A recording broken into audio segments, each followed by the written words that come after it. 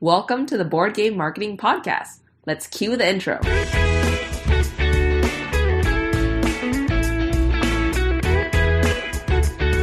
This is the #1 podcast to learn marketing strategies for your board game. Whether you're just starting on your first game or an experienced designer, you've come to the right place. My name is Nalin, and let's talk marketing for your game.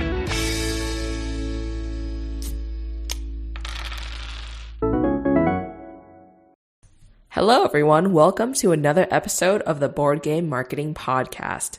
In this podcast, I interview creators who have successfully funded their ideas on Kickstarter to learn more about their journey to launch and help you formulate your own plan.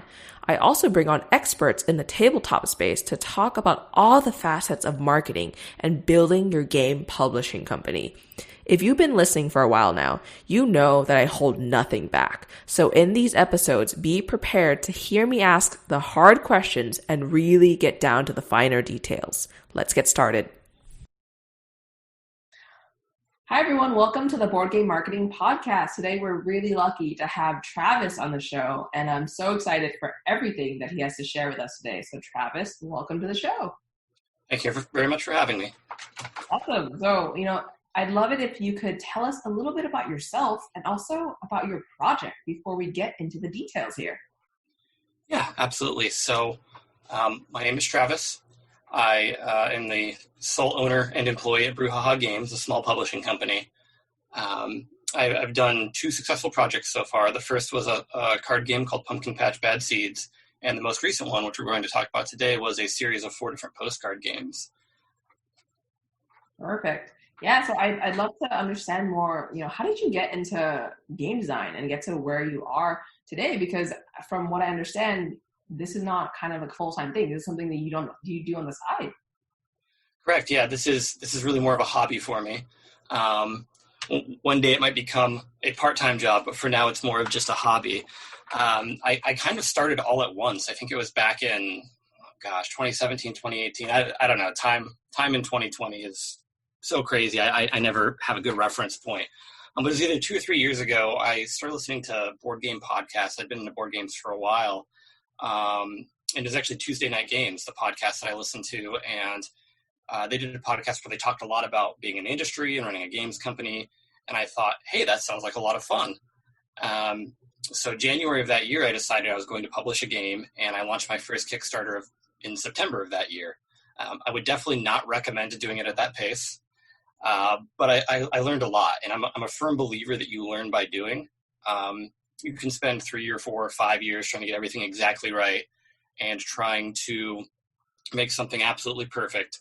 But until you jump in and do it, you won't really know what you don't know. And that was a really good project to get my feet wet. I learned everything there was to learn about design, development, marketing, art, everything there was to learn for me at that time, I should say, not everything there was to learn. But it was a really great project for getting started. It funded on Kickstarter. So in that sense, it was a success.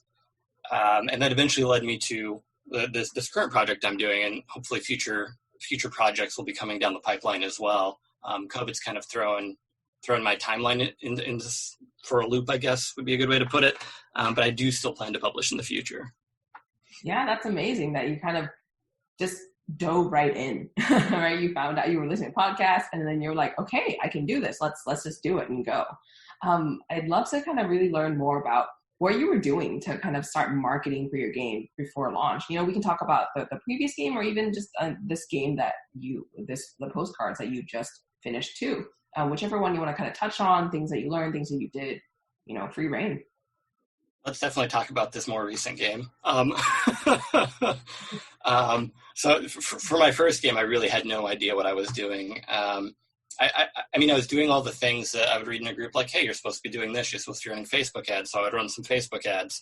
But I had no idea how to do any of that. I just sort of jumped in. So I definitely wasn't doing it right, but I was making an attempt. I feel like I've been slowly getting more sophisticated with my marketing strategies, and not just the micro things that I do, but the macro of how I think about it.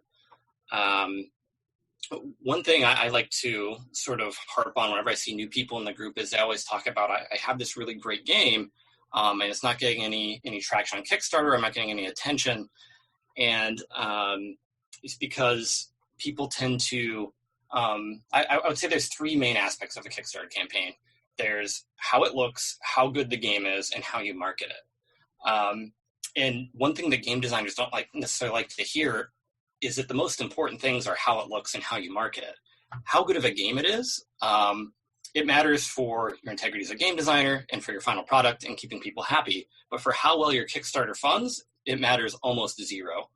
5 to 10,000 games come out a year. Most people are just going to glancingly take a look at the page when you drive them there with your marketing. So focusing on how something looks and focusing on the marketing of it is sort of the path forward for if you want to go from a game designer to a game publisher. You have to think about it as a product.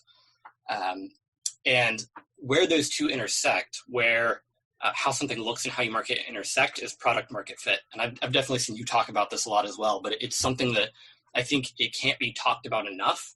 You have to know what it is you're making, who you're making it for, and how you can get their attention. And I'll talk very briefly about what my process was with Postcard Games. So originally this was going to be a Make 100 project. I was messing around with some game design in the Button Shy Discord, entering a few contests. I think I designed 3 or 4 games. I don't think I ever officially entered the contest, but I thought, hey, it would be kind of cool to have games you can mail in the post. And so the very first thing I did was I just started Googling it. Like, has anybody done this? What does it look like? Who might be interested in this? Thinking about it not from the game design perspective, but from the product market fit perspective of is this something that would interest people and who would it be for? And it has been done before. Obviously, nothing's a completely unique idea. Companies like Button Shy send out postcard games, usually more like in-depth gamery games with their monthly Patreon. There's actually a company called Postcard Games that also does some more gamery postcard games. But it wasn't quite the niche I was thinking about when I thought of postcard games. I thought, what if it was something that was more accessible to anybody, right? You don't have to know what Board Game Geek is. You don't have to have 100 games on your shelf. It's just something that is a complete experience on a 4x6 or a 5x7 postcard. And I did lots of searching. I did lots of reading. This was before I even decided I was going to do this. It was, what is this going to look like? And that to me is whenever you're getting ready to launch a game or pick a theme or pick art, you have to see, what does that fit look like? Who is it for? I can talk more about what that journey looked like if you want, or we could go a different direction. What do you think?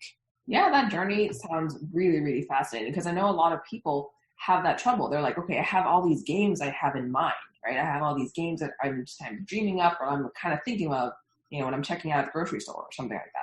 Which one should I pursue? Which one should I kind of dive into so that it's marketable and there's that product market fit? And yeah, I don't think I know any game designers that don't have 1,000 unfinished designs. So it makes it tough to choose. And there's some good rules of thumb for Kickstarter and stuff, but I'll just narrow the focus to just this project. So as I was doing more research on this and trying to figure out who would this product be for, is it something people would be interested in? I did some preliminary tests, right? So I did some posts in some different Facebook groups. I ran just a couple preliminary ads of just a mock-up, not even a product, just a CC0 like postcard, like, hey, postcard game, are you interested? Just going to my mailing list, just saying, what does the click-through look like? What's my cost per click? Like, is this something is there an audience for it out there? And it seemed like there's some good interest. I made a blog post about it. A lot of people seemed excited about it. So I decided, okay, this is something from a product market fit standpoint, this will work. I looked into manufacturing. I was like, okay, what will this cost? How quickly can I do it? All these things seemed to line up to the point where I realized that I could do a small project out of this. Even if I didn't sell a bunch of copies, I could sell 100 copies or 200 copies, and that would be enough to at least justify the project. It'd be a good experiment. If it's something that goes really well, which it did, I could do it again in the future. If not, it's very low risk. So that's how I decided that I was going to move forward with it. And after that, it was more of building hype, right? So I sort of validated this idea existed, and now I had to focus in on who my audience was going to be, and what they would get excited about with the product. And this is when we kind of get into the nitty-gritty of marketing, which I think is interesting, and I hope your audience thinks is interesting too, but people who aren't publishers might not think is interesting. But so you have this idea, a game that fits on a postcard. Who who really is interested in that, right? What does it mean? Like, obviously gamers, but that's very surface level, right? Gamers will like all games, but what does your audience look like? How do they behave? What are the other things they're interested in? And the way I explored this is that at this point I already had some art. The games are still in development, but I had at least enough art to run some A/B testing. And I guess a quick side marketing tip, if you're a small publisher on a budget, is I like to drive my A/B tests to my marketing lists or my email marketing lists, because that way I'm not sort of like throwing money into the wind at Facebook likes or something like that. Even if the ads don't go well, I'm still collecting emails at a couple bucks a pop, which is never a bad thing. So I decided to A/B test all the creatives on this. I don't mess with text much, because I think that's the part of the creative that has the lowest return on ad spend.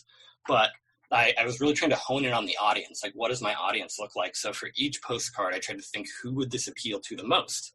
And I built out these custom audiences, and then I tested it against my lookalike audience for my mailing list. And the results were actually really interesting. It told me some stuff that I wasn't quite sure of, or that I had an intuition of, but I wasn't sure why. The biggest thing I learned is that I had a broader reach than the general like board game geek crowd, right?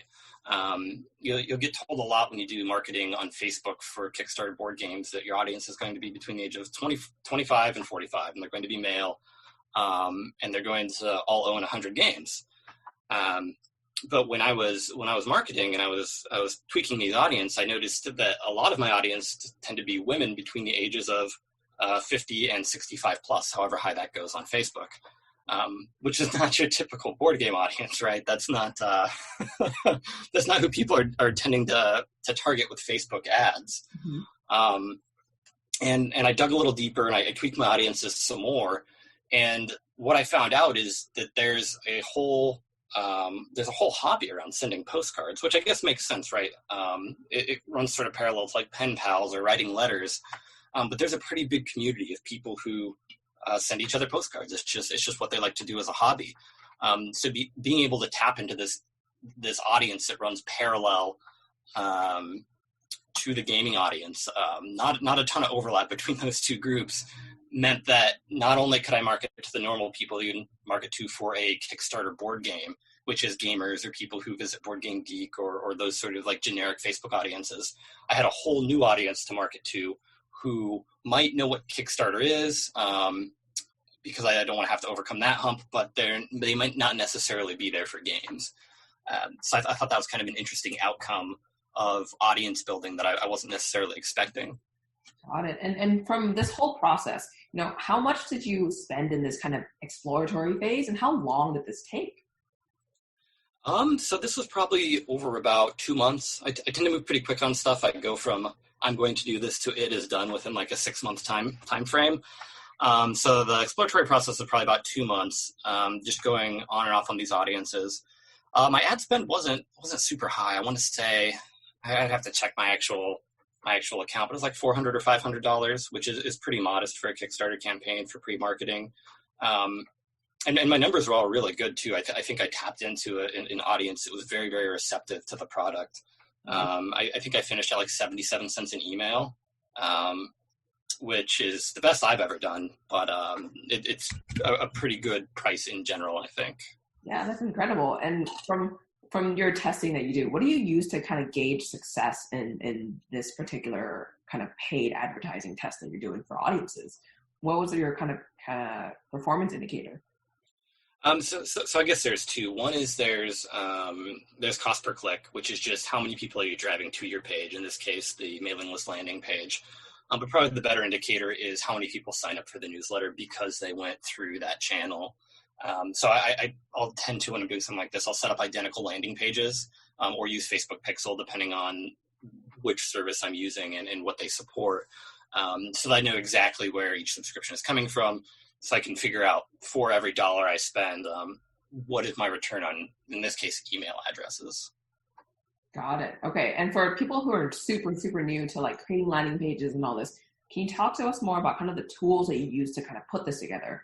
Obviously, there's Facebook to run the ads itself, what kind of tools did you use for email marketing, for creating landing pages, and just putting it all together? Yeah, so I'm gonna come across as super unsophisticated here because I just used MailChimp. I just picked my favorite photo from a photo shoot I did with my phone.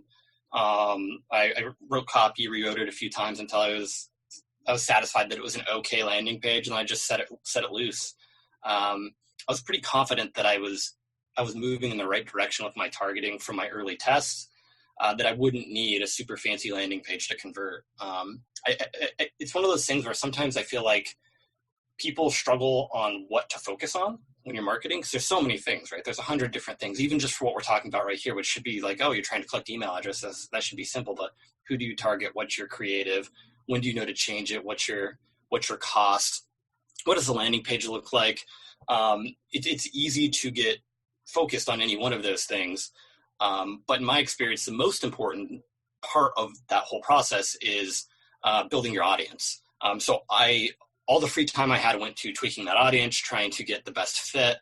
The rest of it just kind of fell by the wayside, right? Like I had a landing page, it looked nice. It didn't look awful, but it definitely wasn't like a modern web interface where you scroll down and the pictures change and there's all kinds of videos of people playing your game. It was just a simple, to the point.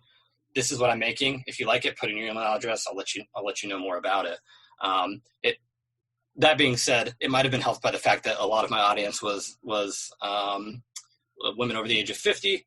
They might have liked the simple landing page more than the MP4s or all the different fancy things you can do with landing pages now. I think one of the really key takeaways from what you're saying too is that kind of bias towards like action, right? Because a lot of people kind of, like you were talking about, kind of, okay, how do I make my landing page look perfect? How do I make this ad extremely beautiful? There's like text and all this, you kind of just saw what you needed to do and just did it. That you just kind of kept going forward and just had that momentum to keep yourself moving in a way. And I think you have to, especially if you're running a small business and you're an entrepreneur. You're not going to have the resources or the time to make everything perfect. And the best really is the enemy of the good. Sort of the way I look at it, going back to my first project, I still haven't broken even on that yet. I mean, it was a successful Kickstarter in the sense that I sold like 1,100 copies, but I made so many mistakes on my pricing and how I did all these things. But that being said, if you compare what I spent on that first Kickstarter campaign to 2 years of courses at a community college to learn everything I learned, I definitely came out way ahead. You learn by doing. Yeah, I really love that you're talking about that, learning by doing and just kind of really experimenting. Because as you mentioned, every audience and every game and everything that you're launching is not the same. The who that you kind of preface with for your game is not the same as the who for someone else's game too. Yeah, absolutely. I think too, there's a little bit of bias towards looking at people who are successful. It is good to see what people are doing that's successful, but thinking if I can just copy ABC exactly, I'll get the same results. Not understanding that you can see the ABC, but there's a whole alphabet of things you need to do.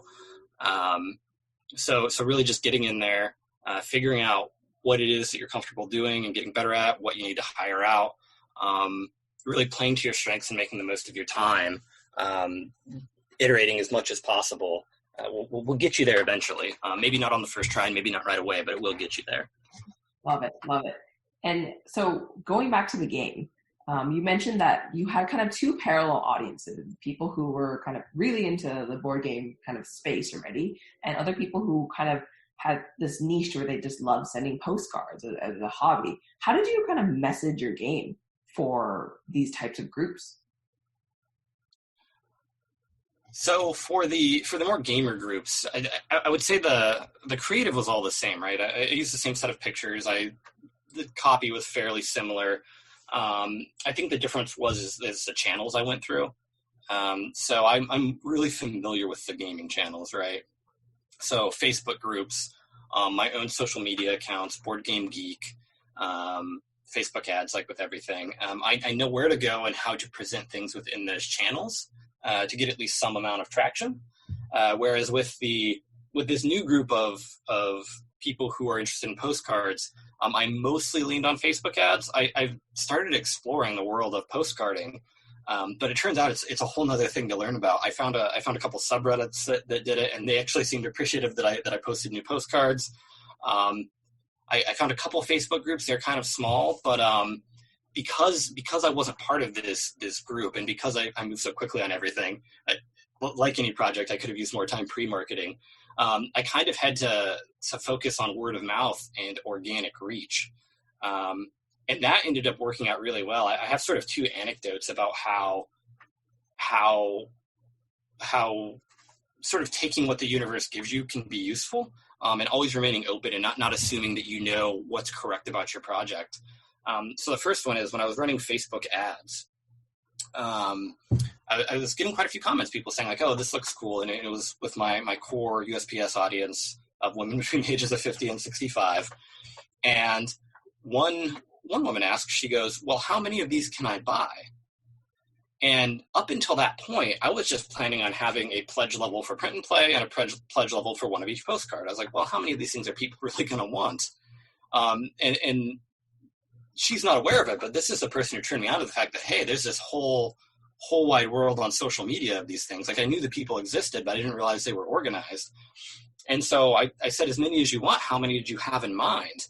And she threw out some big number, and I was like, oh, well, I guess I should add a pledge level for people who want to order a lot of these. And that ended up being 25% of my overall take on Kickstarter. Wow. And I never would have known that on my own, right? It didn't even occur to me that somebody might want to order like 50 of these things, because I was coming at it from the perspective of like, oh, I'm a gamer. I think having like 4 of these would be cool. Not, I'm a postcarder. I want to send these like every other postcarder I know.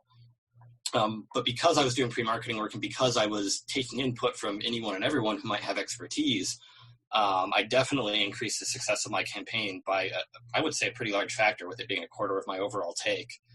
And sort of the second example of that is when I was running my Kickstarter, I got some feedback right away. Somebody says, well, are you worried about, they said they were concerned because when the post office takes a postcard, they print on the bottom a little bit. They print like a barcode. I don't quite know what they use it for. They scan it. It means something. And I noticed it in my tests, and it obscured the words a little bit, but I wasn't thinking about it too much. I knew I was going to mail these things out in envelopes for most of my core audience. But she seemed very concerned about it. So I was like, well, let me see what I can do with the graphic designs. I took an afternoon, and I played with all my graphic design as much as I could to make space at the bottom so that it wouldn't obscure any part of the postcard. And I thanked her for the feedback, and I was able to post an update about, hey, I fixed it. This might have been an issue. A backer notified of me of it, so I'm just going to make the fix right now. And the backer was very happy about it. She said, thank you. I'm going to share this with all my postcard groups now. These are the elusive postcard groups I couldn't find on Facebook, but I imagine they still exist somewhere. I looked, but I couldn't find where postcarders congregate very well. But it was both of those things, both the person giving feedback on how many they wanted to buy and the person giving feedback on the product itself, led to a lot of organic reach that I might not have gotten if I had just sort of ignored that. And be like, well, I know what's best. I've run one Kickstarter before. Clearly, I know everything. So I think by being open to the information you receive and always being willing to change what it is you're doing, you can have much more marketing reach in ways that you might not expect. Yeah, I love those two anecdotes and kind of that overall message of being very open to feedback, because the people who are just so invested that they're giving you feedback and they're checking out what you're doing are the ones who really want to support you and just bring it to life. So I really love how you kind of talked about those anecdotes and what that happened, what happened for your campaign from that. So you mentioned organic reach, right, and word of mouth a lot. And you were getting kind of traction in these game groups, and also you were getting traction in other, these elusive postcard groups through word of mouth. How should new game designers kind of approach organic marketing? What does it mean to you? How do you approach organic marketing? Originally when I started for my first game, I read some, I don't know, I don't want to say it's bad advice. I don't think you can fake organic marketing, and even calling it marketing is maybe not the correct term. Organic reach is built through actual relationships. A good good parallel is if you're in any sort of business function, or you're trying to pursue like a career change, or maybe find new opportunities, you go to networking events, right? Or you go to conferences. But anybody who's experienced in networking can tell you the official events where like 50 people all stand around exchanging business cards, that's not where you build relationships. You build relationships going out to bars with people afterwards, or running into people informally. Relationships tend to be informal, on the spot. I mean, much like your relationships in real life. And I think that's a really hard thing to try to replicate in a step-by-step manner. And people do try, but I think it's really easy to come across as disingenuous if you do it like that. I think the easier thing to do is to make friends, and then those friends will naturally help your projects get reached, just like you'll help their projects get reached, because, hey, I think this person is cool or interesting, and I want them to succeed, and I want them to do well. A lot of my reach from my first Kickstarter came through that. I wasn't trying to influence anybody or do any organic marketing, but as I became part of the community, and I helped people out and they helped me out, people would just sort of naturally share my project, and that can lead to a significant number of backers. But I don't think you should take the cynical idea away of, I should make friends so I can get a few more Kickstarter backers. You should want to make friends, and you should want to be part of the community. A natural extension of that is that people will help promote things for you, and people will help get things out organically. If you're friendly and you're giving, and you approach people as people and help them out when they need help, then the same will come back to you, I think. Yeah, I really like how you talked about the kind of the basis of all this quote unquote marketing that we do is just based off of relationships, right? It's not going out there and just talking just about your game. It's just, like you mentioned, helping other people out, and just offering any like advice or any help, and lending a helping hand any way you can too, just to be part of this community, and just to be part of this in-crowd, this group of people who really want to support each other. Yeah, absolutely. And one thing I would add to that is anybody who's just getting started, don't be afraid to reach out to people and just ask them for advice. Or when the plague is over and cons open back up in 2022, just go talk to people, or message them ahead of time. Say, hey, do you have time for a coffee or for a lunch? I don't think anybody's ever told me no.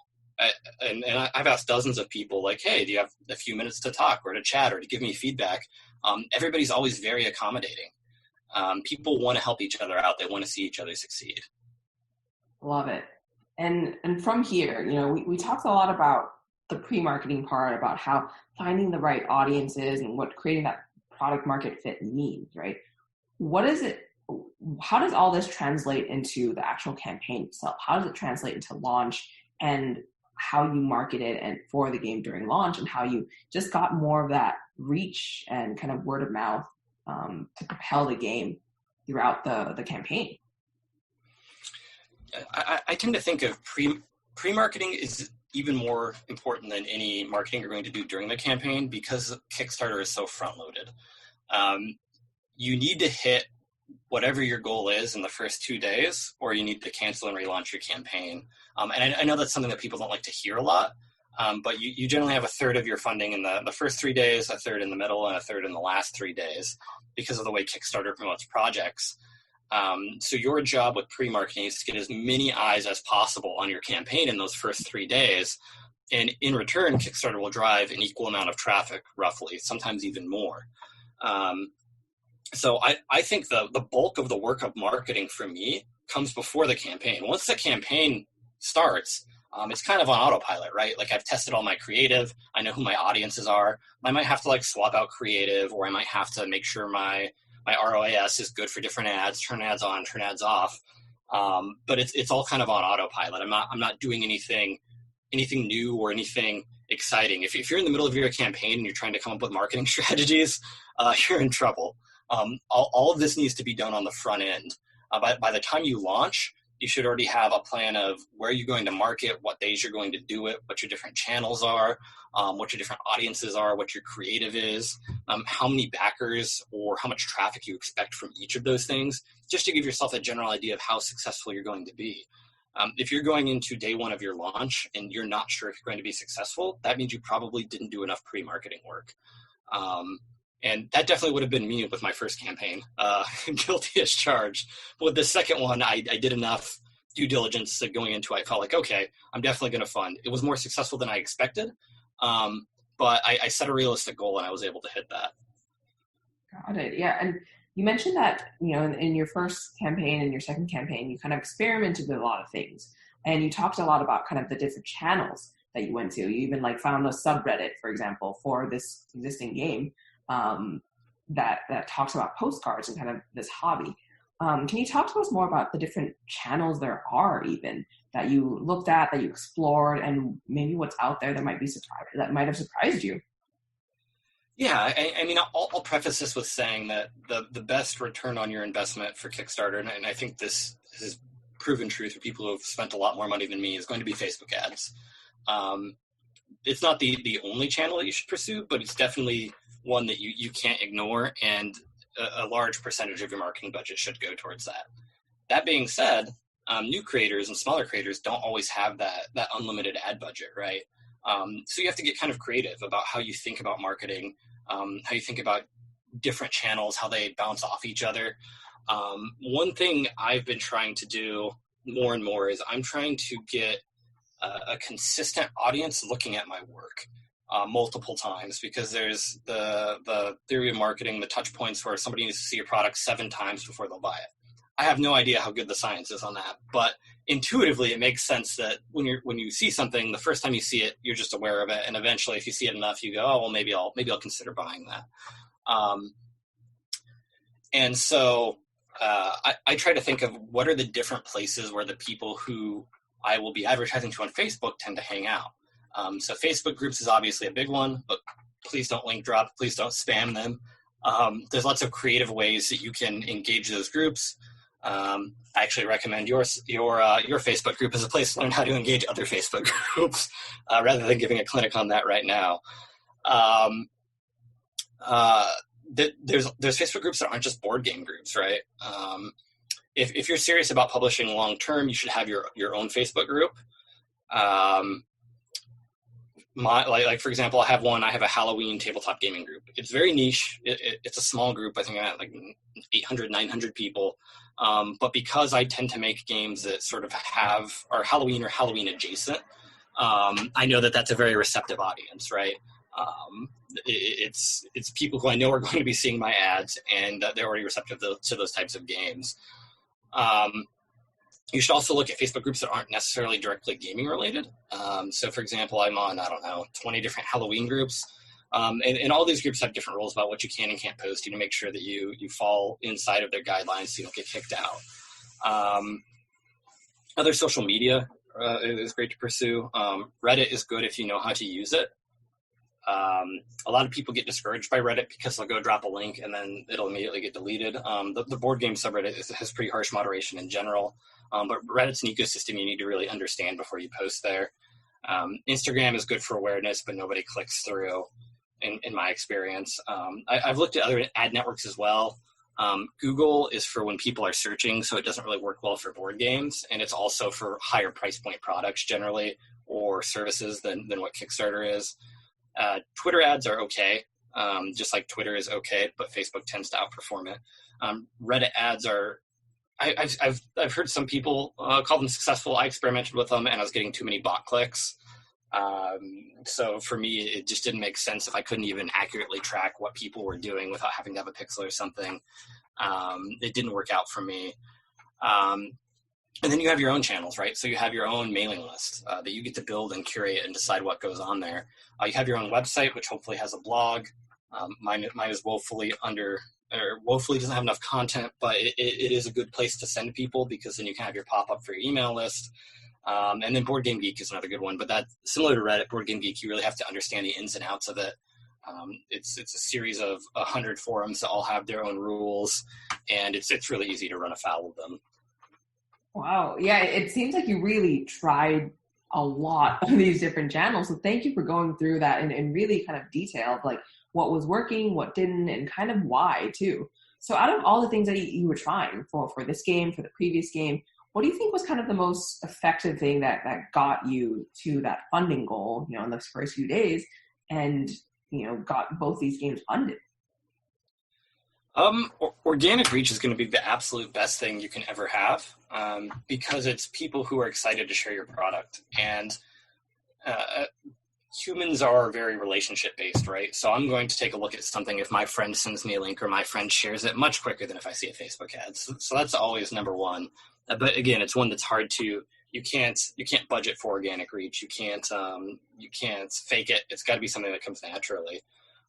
As far as return on ad spend, Facebook ads far and away are the best.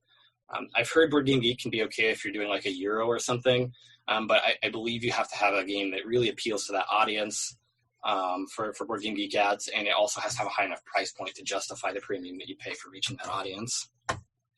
Yeah, that makes a lot of sense for a certain type of games that get launched and kind of the channels that would be effective for it. So, thank you so much for coming on the show, Travis. Like, all this was really, really detailed and was really insightful. And I know people are going to love what you have to say. If listeners want to get in touch or they want to, support your games, where can they find you? Browuhaha Games is my website, Twitter, Instagram, Pinterest, Facebook. So you can find me on any of those. And I'm pretty responsive on any of them if you ever need anything or need to ask any questions. Perfect. Well, thank you so much for your time today, Travis. Yeah, thank you for having me. And that wraps up our episode today. If you found what we talked about today helpful in any way, please be sure to leave a review to help others find this podcast.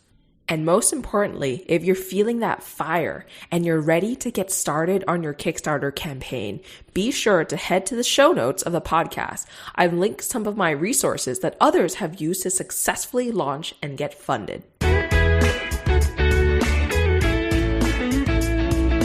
Thanks for listening to this episode of the Board Game Marketing Podcast. For daily tips and advice, find us in the Board Game Marketing group on Facebook. See you next week.